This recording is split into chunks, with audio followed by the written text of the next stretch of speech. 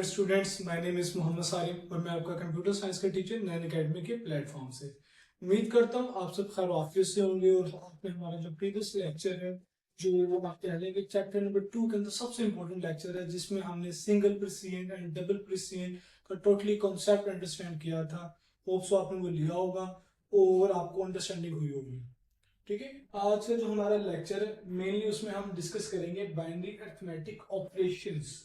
ठीक है, लेकिन इसको डिस्कस करने से पहले हमारे पास एक छोटी लिटिल ब्लॉक इंफॉर्मेशन है, ठीक है, जो आपके बुक पे प्रोवाइड की हुई है। ठीक है, वो कौन सी है? स्मॉलेस्ट पॉजिटिव वैल्यू के नीचे आप अगर देखें डबल प्रिसिजन का एक छोटा सा येलो ब्लॉक है, उसमें इंफॉर्मेशन प्रोवाइड की गई है कि हमारे पास जो smallest positive value in single precision, ठीक है, सिंगल प्रिसिजन का मतलब आपको पता होगा 32 बिट, ठीक है, और डबल प्रिसिजन में क्या होगा 64 बिट। ठीक है, तो सिंगल प्रिसिजन में जो स्मॉलेस्ट पॉजिटिव वैल्यू है वो आपके सामने गिवन है और ये आपके बोर्ड एमसीक्यूज है। ठीक है, डबल प्रिसिजन में हमारे पास वैल्यू नहीं है और ये भी आपका इंपॉर्टेंट एमसीक्यूज है। ठीक है, ये तो एक इंफॉर्मेशन होगी। उसके अलावा एक हमारे पास छोटा सा कॉन्सेप्ट हमसे मिस हो गया था लास्ट टाइम। डबल प्रिसिजन के अंदर हमारे पास उसके अंदर एक बाइस बाइट हमारे पास लिखा हुआ है बाइट वैल्यू 1023।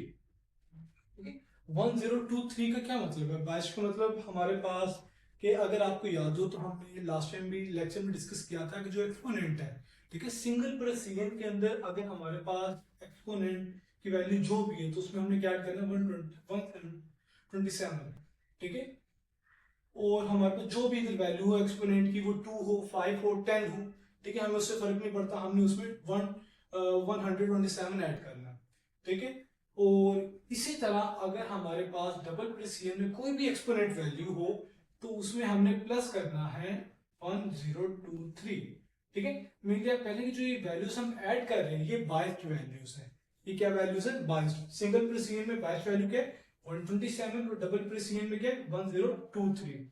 ठीक है, और अगर आपको एक्चुअल वैल्यू, ठीक है, चाहिए हो एक्सपोनेंट की, तो आप इन्हीं वैल्यूज को माइनस कर दें।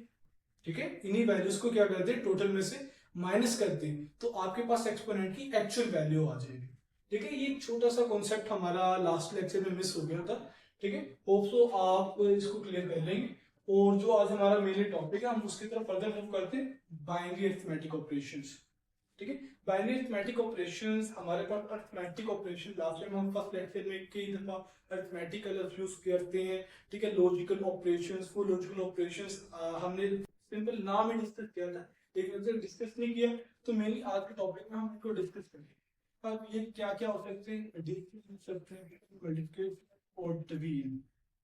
आपका माइंड क्वेश्चन होगा कि ये हमारे पास एडिशन, सब्ट्रैक्शन, मल्टीप्लिकेशन, डिवीजन ये तो आपको बचपन से करवाई जा रही है कि हमारे पास 2 + 2 कितना होता है, 2 + 3 कितना होता है, 2 ÷ 2 कितना होता है, 2 × 2 कितना होता है।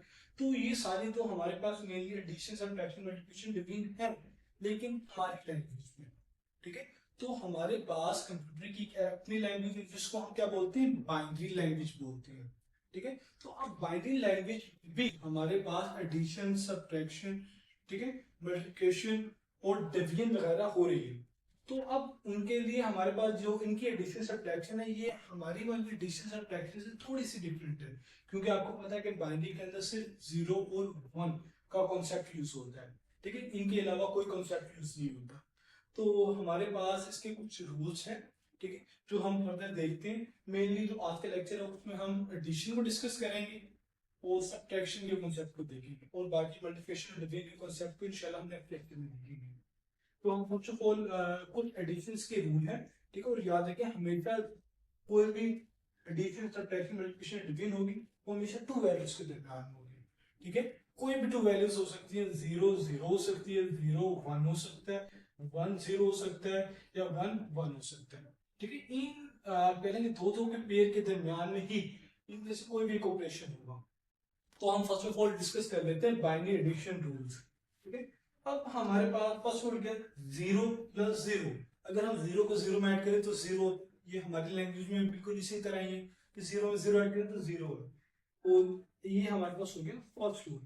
सेकंड रूल क्या है कि अगर हम 0 में 1 ऐड करें तो मेनली 1 होता है, हमारी लैंग्वेज में भी बिल्कुल कॉमन है ये चीज, ठीक है। और थर्ड रूल कि 1 में 0 ऐड करें तो फिर भी 1 नहीं होता है, ठीक है, ये भी बिल्कुल सेम इसी तरह। लेकिन जो हम अब फोर्थ रूल है ये थोड़ा सा डिफरेंट है, ठीक है। हमारी लैंग्वेज में क्या है कि हमारे पास 1 प्लस कितना होता है 2, लेकिन हमारे पास इसमें बिल्कुल ऐसा नहीं है, क्योंकि हमारे पास बाइनरी उसी को बोलते हैं जिसमें सिंपल 0 और 1 इस्तेमाल हो। तो अगर हम इसमें 2 ऐड कर दें तो फिर ये बाइनरी लैंग्वेज तो नहीं हुई। तो हमारे पास इसमें रूल क्या कि 1 प्लस 1 क्या होता है 0 के इक्वल होता है। 1 प्लस 1 किसके इक्वल होता है 0। लेकिन इधर आपके लिए छोटा सा कॉन्सेप्ट है कि 0 तो होता है विद अ कैरी ऑफ 1, ठीक है, विद हायर नेक्स्ट डिजिट, कि हमारे पास सिंपल 0 तो हमारे पास आ गया कि हमारे पास मिसाल के तौर पर ये 1 था 1 हमने ऐड किया 0 आ गया, लेकिन हमारे पास जो इसके साथ वाली वैल्यू होगी कोई मिसाल के तौर पर 0, उस पर 1 कैरी चला जाएगा। क्या चला जाएगा कैरी, ठीक है। ये लास्ट कॉन्सेप्ट में ये चीज बताई हुई है। होप सो आपको जो ये एडिशन के रूल्स हैं ये क्लियर हो गए होंगे। अब हम फर्दर एडिशन का आप कह लें कि एग्जांपल जो आपकी बुक में भी सॉल्व है हम वो आपको समझाते हैं। अब हमारे पास सिंपल ये जनरल एग्जांपल कोई भी कॉमन एग्जांपल आप खुद भी एग्जांपल्स बनाकर सॉल्व आउट करने की कोशिश कर सकते हैं, ठीक है। अगर हम इसमें देखें 1 और 1, ठीक है, तो इसमें कौन सा रूल अप्लाई होता है लास्ट वाला 1 प्लस 1 किसके इक्वल होता है 0 के, तो हमने 0 लगा दिया, ठीक है। लेकिन अब साथ में पीछे लाइन में लिखी है जो फोर्थ रूल के रिलेटेड है, carry of 1 with higher digit, इस जो साथ वाला डिजिट है उसके ऊपर 1 क्या जाएगा कैरी जाएगा, क्या जाएगा कैरी। तो अब हमारे पास इधर देखें 1 0, तो सिंपल क्या होता है 1 0 1 होता है, लेकिन हमारे पास 1 1, ठीक है। अब ये देखिए हमारे पास जब इस तरह की कंडीशन आ जाए ये कैरी भी 1 प्लस 0, हमारे पास हमें पता है कि एक मिनट इसको लिख लेते हैं, तो ये वाला ये कैरी वाला, ठीक है, हमारे पास जब इनको करेंगे सॉल्व क्या आएगा 1 आएगा। तो इसका मतलब ये इतना पोर्शन हमने सॉल्व कर लिया, बाकी ये पोर्शन बचा 1 प्लस 1 1 प्लस 1, दोबारा ये लास्ट वाला रूल आ गया, ठीक है। दोबारा इधर क्या आएगा 0 आएगा, ठीक है, और कैरी कहां जाएगा अपर साइड पे जाएगा। तो दोबारा अगर आप देखें तो 1 0 1 होता है, लेकिन 1 और कैरी जब आपस में मिलेंगे तो दोबारा क्या हो जाएगा फोर्थ रूल, तो दोबारा इधर क्या आएगा 0 आएगा, ठीक है, और 1 दोबारा नेक्स्ट पे क्या चला जाएगा ऐसा कैरी चला जाएगा, ठीक है। अब यहाँ हमारे पास थोड़ी सी इंटरेस्टिंग इंफॉर्मेशन है, ठीक है। अब इंटरेस्टिंग इंफॉर्मेशन किस तरह, ये देखिए हमारे पास 1 और 1, ठीक है, हमारे पास इधर क्या है 1 और 1, ठीक है, हमारे पास सिंपल ये देखें 1 और हमारे पास प्लस 1 किसकी इक्वल है, हमारे पास 0 और 1 कैरी आगे जाएगा, ठीक है। हमारे पास 1 1 0 के और दोबारा देखिए हमारे पास 1 और 1 दो कैरी हो गए हैं इस पे, देखें 1 1 0, लेकिन जब ये 0 और 1 करेगा तो फिर क्या आएगा उस टाइम पर हमारे पास सिंपल 1 आएगा। तो हमारे पास कंडीशन यहाँ ये है बनती है, ठीक है। ये लास्ट में आपको डिटेल से एक्सप्लेन किया हुआ है, ठीक है। 1 1 0, ठीक है, 0 1 हमारे पास मेनली 1, लेकिन साथ में एक कैरी भी तो है क्योंकि नेक्स्ट पे जॉइन है। यहाँ इसको इस चीज को यहाँ अंडरस्टैंड करें, ठीक है। ये देखें वही सेम चीज 1 प्लस 1 हमारे पास 0, लेकिन साथ में एक कैरी आगे भी जाएगा, कैरी 1 आगे की तरफ गया है 0 1, और ये देखिए ये वो कैरी वाला 1 जो ऊपर रह गया था, ठीक है, वो भी 0, फिर इसका ये कैरी आगे गया तो हमने इधर लिखा हुआ ये भी 0। तो ये देखिए 1 1 0, एक कैरी इन्होंने आगे की तरफ भेज दिया, किसकी तरफ भेज दिया आगे की तरफ, ठीक है। कि आप कह रहे हैं कि इसके आगे कोई डिजिट तो नहीं है, लेकिन कैरी वहां हमारे पास ऐसे क्या चला है, ठीक है, कैरी क्या चला, तो हमारे पास बाकी क्या बचा 1 1 हमारे पास 0 था, ठीक है, 0 और हम इन दोनों की हमारे पास कॉम्बिनेशन क्या है 0 और 1 1 0 कितना होता है 1 के इक्वल होता है, ठीक है, और आगे जो कैरी गया था आगे तो कोई डिजिट है नहीं, तो मेनली हम वो सिंपल जो आगे हमने कैरी भेजा था वो भी एग्जैक्ट सेम इसी तरह लिखे हैं, तो इसी वजह से हमारे पास इधर डबल 1 आया। होप सो आपको इसका कॉन्सेप्ट क्लियर हो गया होगा। अब हम बात करते हैं सब्ट्रैक्शन की। किसकी बात करते हैं? सब्ट्रैक्शन। सब्ट्रैक्शन में हमारे पास सिंपल कुछ रूल्स है कि सब्ट्रैक्शन में हमारे पास बिल्कुल एग्जैक्ट एडिशन जैसा है, लेकिन इसमें थोड़ा सा एक कॉन्सेप्ट है, और वो कॉन्सेप्ट क्या है कि हमारे पास आपकी बुक में एग्जाम्पल दी हुई है कि सब्ट्रैक्ट 6 फ्रॉम 9, कि आपने 9 में से 6 को माइनस करना है। हम सिंपल करें 9 माइनस 6 कितना आता है? 3। हमें पता है इस बात का, लेकिन हमने मेनली जो ये कन्वर्जन करनी है ये कंप्यूटर पे करनी है। कंप्यूटर पे तो हम वैसे आमतौर पे जब भी कन्वर्जन करते हैं कैलकुलेटर पे करते हैं तो हम ये लिखते हैं 9 माइनस 6, ठीक है, और वो हमें आंसर प्रोवाइड कर देता है। लेकिन इसके पीछे आप कह लें कि मुकम्मल लॉजिकल ऑपरेशंस होते हैं कि हमारे पास जो हम 9 लिखते हैं तो उसको जो आप कैलकुलेटर उसको फर्स्ट ऑफ ऑल बाइनरी में कन्वर्ट करता है, ठीक है, और फिर आप जो भी वैल्यूज लिखते हैं उसको बाइनरी में कन्वर्ट करने के बाद उसको एडिशन माइनस करने के बाद जो हम इधर ये समझ रहे हैं ऐसा करने के बाद आपको फिर आंसर प्रोवाइड करता है। तो हमारे पास ये आपको सिंपल नजर आ रहा है तो सिंपल है नहीं, ठीक है। इन दोनों वैल्यूज के अंदर से जिनको माइनस किया जाएगा, माइनस किसको किया जा रहा है? फिक्स को, तो इसको हमने मिन्यूट बोला, ठीक है। क्या बोला? मिन्यूट। जिसको बल्कि हमारा थोड़ा कॉन्सेप्ट बंद हो गया कि हमारे पास जो माइनस जिससे माइनस करना है हमने, ठीक है, उसको मिन्यूट बोला है 9, ठीक है। और हमारे पास जिसको माइनस करना है उसको बोलेंगे सब्ट्राहेंड, ठीक है, सब्ट्राहेंड, मिन्यूट और सब्ट्राहेंड। जो माइनस कर रहा है वो 9 है, जो हमारे पास सब्ट्राहेंड है वो क्या है? 6। ये बेसिकली दो साइंटिफिक टर्म्स है जो इनके लिए इस्तेमाल होते हैं सब्ट्रैक्ट के रूल में। तो अब ये देखिए, अब हमारे पास हमने जब भी कोई चीज माइनस करनी है 9 माइनस 1 इस तरह लिखते हैं। तो हमारे पास 9 की बाइनरी फॉर्म ये है, 6 की बाइनरी फॉर्म ये है, ठीक है। अगर आपको ये बाइनरी फॉर्म निकालनी है तो मेनली आप इस तरीके का रूल अप्लाई करें, ठीक है। 9 को इधर रखें और 2 पे डिवाइड करें, साथ में आपके पास जो इधर रिमाइंडर्स बचेंगे आप उनको नीचे से अपवर्ड देखें, ठीक है, और उनको लिख दें तो आपके पास ये सच बाइनरी फॉर्म आ जाएगी। बाइनरी फॉर्म इंपॉर्टेंट है और हमने ये पीछे कई दफा कन्वर्जेंस में ये बाइनरी फॉर्म निकाली भी है, लास्ट लेक्चर में भी निकाली थी, तो आप खुद निकाल सकते हैं, ठीक है। ये आप टेबल वगैरह याद कर लें। तो इसी तरह हमने इसकी बाइनरी फॉर्म भी निकाल दी।